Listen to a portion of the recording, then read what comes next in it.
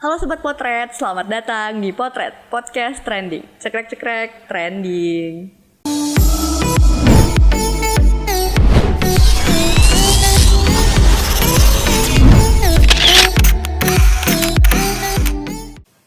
Nah Sobat Potret, kembali lagi nih sama Dita yang selalu setia menemani kalian setiap hari Rabu pastinya.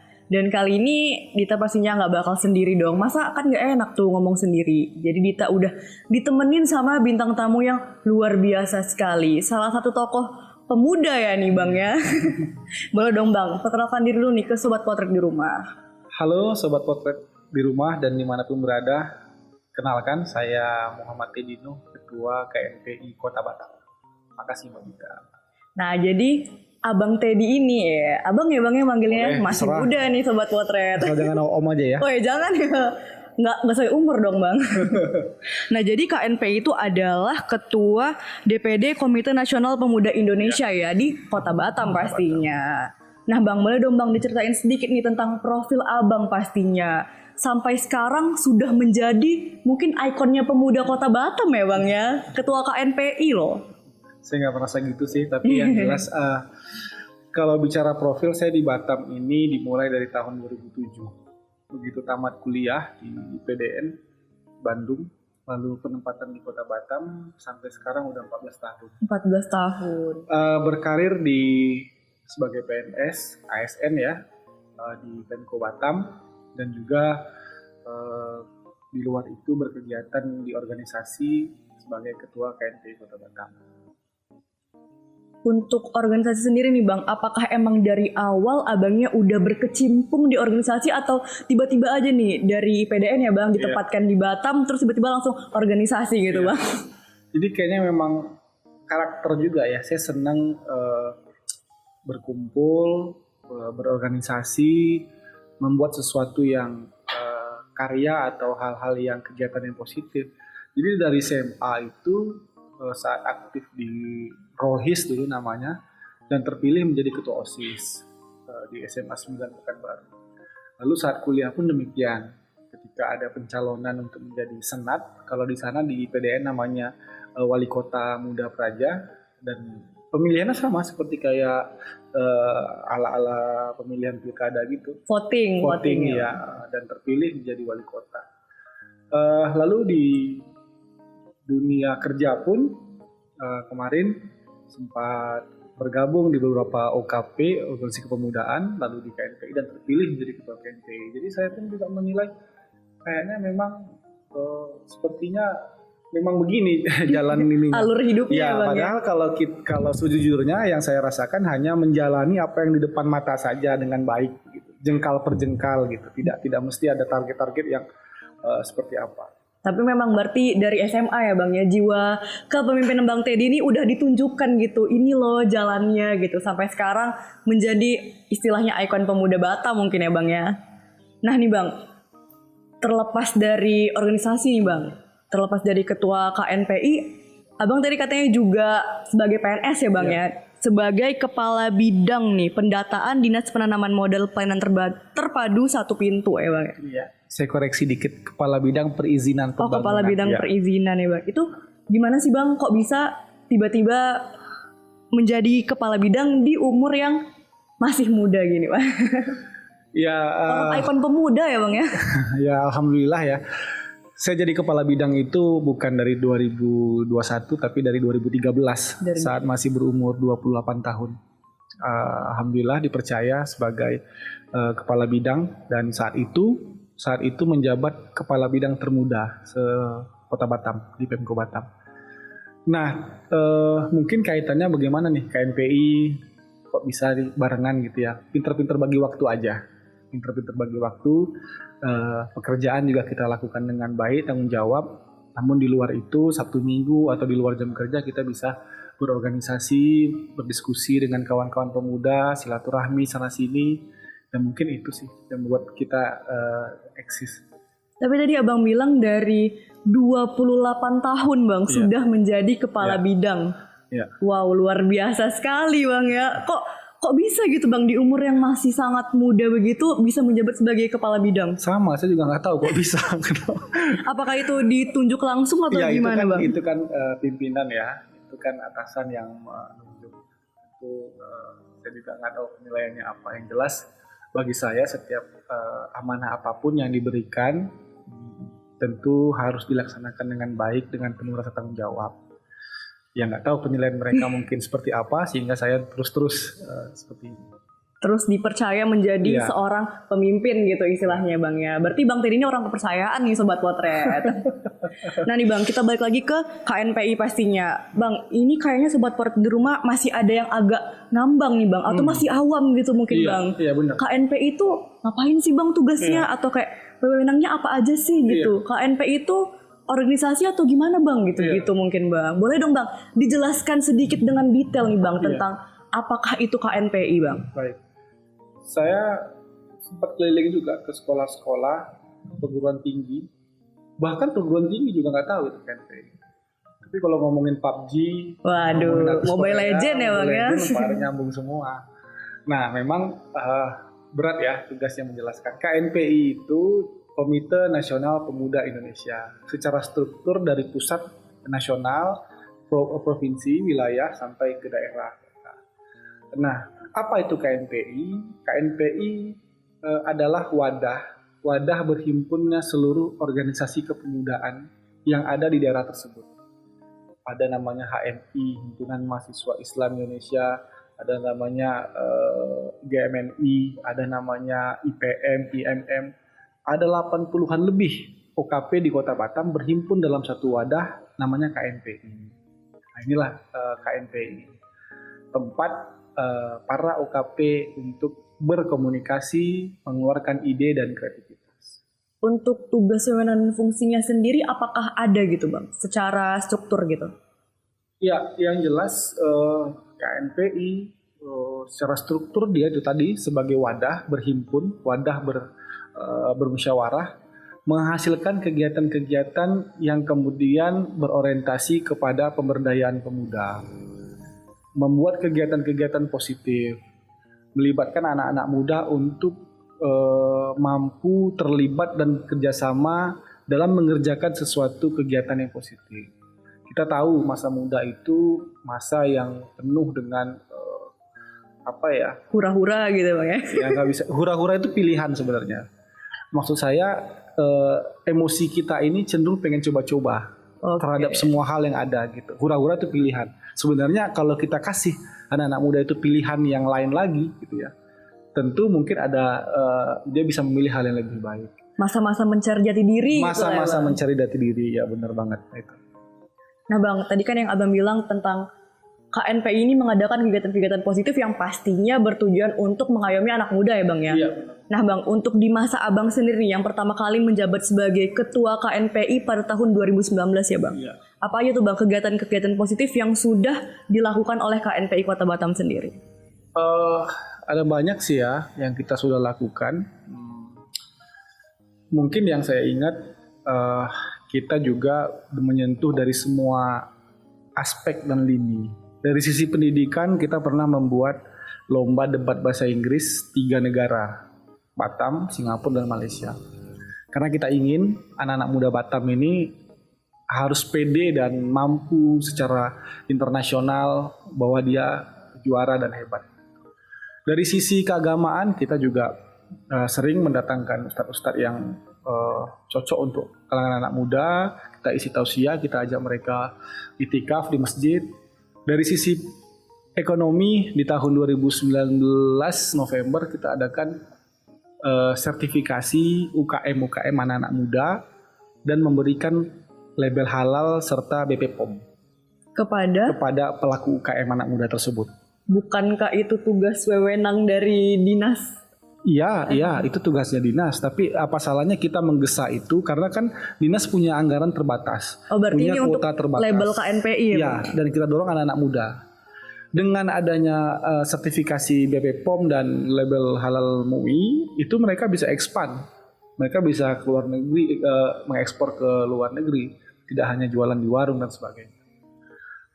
Jadi itu beberapa contoh kegiatan yang kita lakukan. inginnya memang menyentuh segala aspek.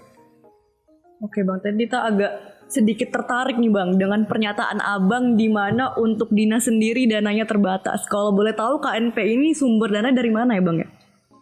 Ya, KNPI ini di 2019 kita dapat bantuan dari pemerintah. Dan itu tadi kita buat beberapa kegiatan. 2020, 2021 itu kita tidak dapat bantuan dari pemerintah. Salah satu alasannya karena COVID ya. Jadi banyak anggaran, pos anggaran yang teralihkan untuk kepentingan yang lebih utama, yaitu penyelesaian masalah COVID-19. Namun kita tidak boleh kemudian melaksanakan kegiatan itu sebatas ada atau tidak anggaran. 2019 kita buat ada anggaran. 2020 juga kita laksanakan. Bahkan kita bagi-bagi sembako di 2020 saat pandemi, bagi-bagi masker, mengantarkan beras kepada korban kebakaran pada masa pandemi. Dan terakhir yang kita lakukan di 2020 itu donor darah dan konser amal pemuda. Konser live streaming itu pertama di Batam, membuat acara yang dulunya acara konser itu tahu sendiri ramai kan.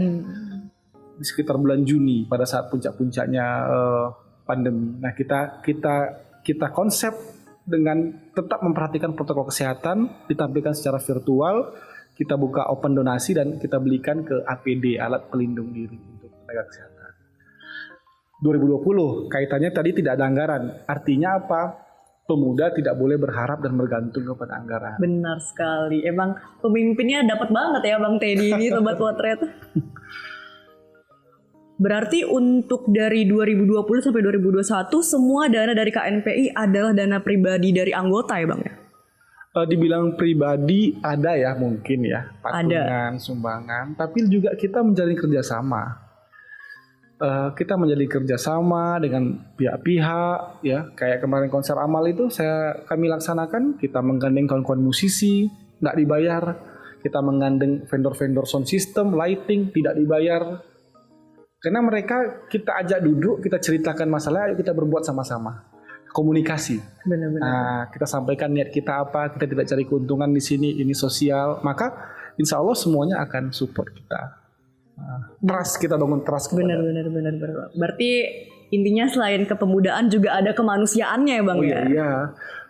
Pemuda itu harus tampil menjadi bagian dari solusi dari permasalahan yang di masyarakat. Jangan kita jadi sampahnya masyarakat. Waduh, Sobat Potret tuh harus bergerak ya Bang pemuda. Bergerak. Adanya kita itu harus bisa dirasakan manfaatnya oleh sekitar.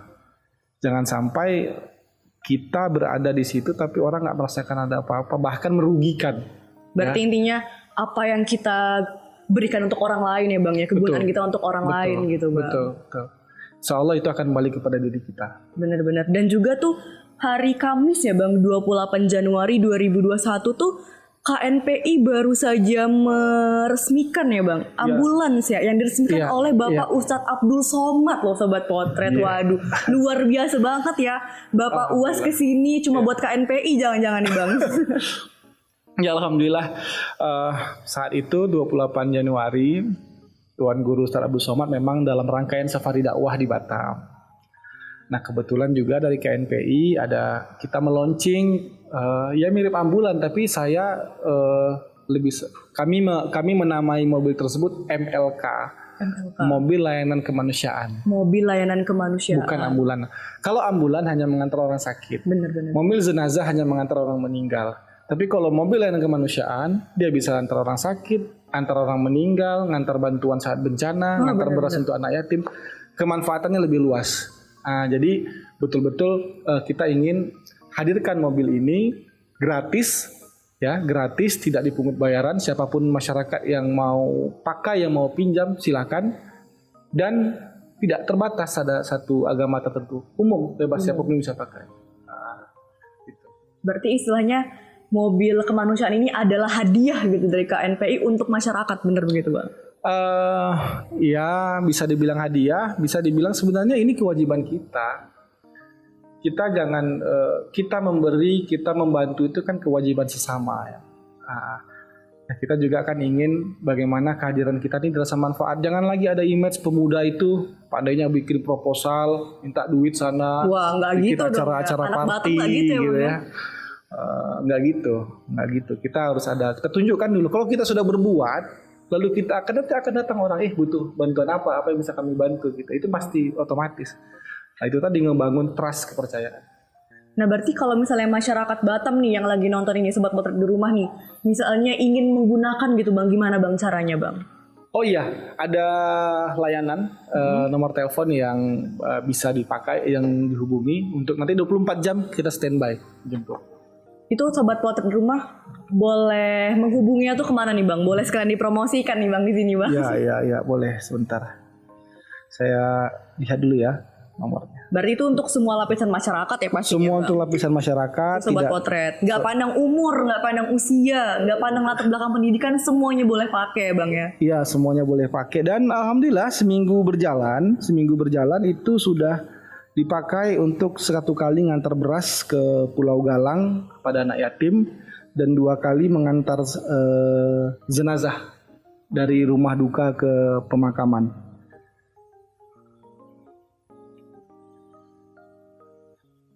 Nanti mungkin di bagian akhir saya akan kasih tahu nomor ini. Oke, berarti nanti stay tune sampai habis Sobat Potret ya. Kalau mau tahu nomor teleponnya. Oke Bang, jadi terkait dengan diresmikannya mobil kemanusiaan ini ya Bang ya, oleh Bapak UAS atau Ustadz Abdul Somad nih Bang. Kok bisa gitu Bang sampai seorang tokoh masyarakat yang luar biasa meresmikan tokoh agama yang meresmikan mobil kemanusiaan milik KNPI ya Bang ya di Kota Batam gitu Bang. Ya, hubungan KNPI Batam dengan UAS sebenarnya bukan hal yang baru. Di 2019 di awal tahun kami menjabat sebagai pengurus, itu kita laksanakan itikaf. Acara itikaf mengundang semua pemuda OKP untuk di Masjid Agung kita itikaf dan ceramah oleh Ustaz Abdul Somad. Lalu terbentuk juga di situ biker subuhan yang sekarang sudah aktif berkegiatan setiap hari Minggu Ahad mereka sholat subuh keliling Batam. Jadi bukan hal yang baru kedekatan KNPI Batam dengan Ustaz Abdul Somad. Nah ketika kedatangannya berikut ini, ya kita tahu Ustaz Abdul Somad ini orangnya sangat ikhlas membantu dan mengendorse kegiatan-kegiatan yang positif. Bagi beliau mungkin ya kenapa hal-hal positif begini kita diamkan, justru harus kita kasih tahu dunia biar mungkin mana tahu anak muda di sebelah sana juga buat hal yang serupa. Benar. Jadi alhamdulillah begitu kami sampaikan Pak Ustadz mohon izin nanti untuk meluncing mobil ambulan layanan kemanusiaan kami. Oh ya siap, dan luar biasa. Beliau kita tidak memberikan apa-apa, beliau tak minta apa-apa, hanya betul-betul ikhlas bagaimana ingin menunjukkan bahwa anak muda beginilah harus berbuat untuk masyarakat. Di beberapa kegiatan pun memang bukan hal yang baru ya, terlihat kemesraan Bang Teddy dengan Pak UAS nih ya Bang ya. Berarti untuk Bang sendiri KNPI ini sendiri untuk kedepannya nih Bang. Iya. Sampai kapan nih Bang jabatan? 3 tahun dari 2019 sampai 2022 tahun depan. Sampai 2022. Ya. Nah dari hari ini nih Bang sampai 2022 ada nggak tuh Bang rencana kegiatan positif yang baru gitu atau ada nggak wacana hal-hal baru untuk dilakukan di KNPI sendiri Bang? Yang jelas saat ini yang kita rasakan adalah kita tengah mau bangkit dari kondisi COVID-19. Ekonomi ya terutama ya. Jadi kami fokus kepada pemulihan ekonomi. Apakah nanti ada pelatihan-pelatihan untuk UKM?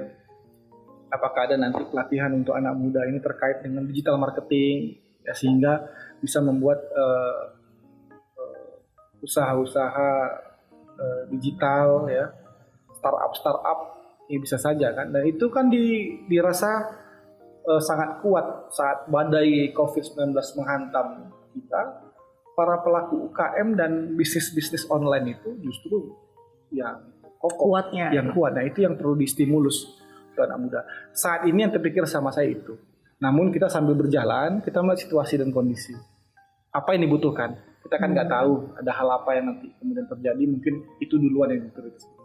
Berarti untuk beberapa bulan ke depan gitu, intinya sampai 2022, wacana terdekat dari Bang Teddy ini sebagai ketua KNPI adalah untuk membuat sebuah pelatihan ya Bang ya, yang pasti di sektor ekonomi Bang, untuk pemulihan sektor ekonomi Sobat Potret. Ini kalau boleh tahu pelatihannya dalam bentuk daring kah Bang, via Zoom atau Google Meet gitu ya, ataukah kayak workshop gitu Bang secara langsung?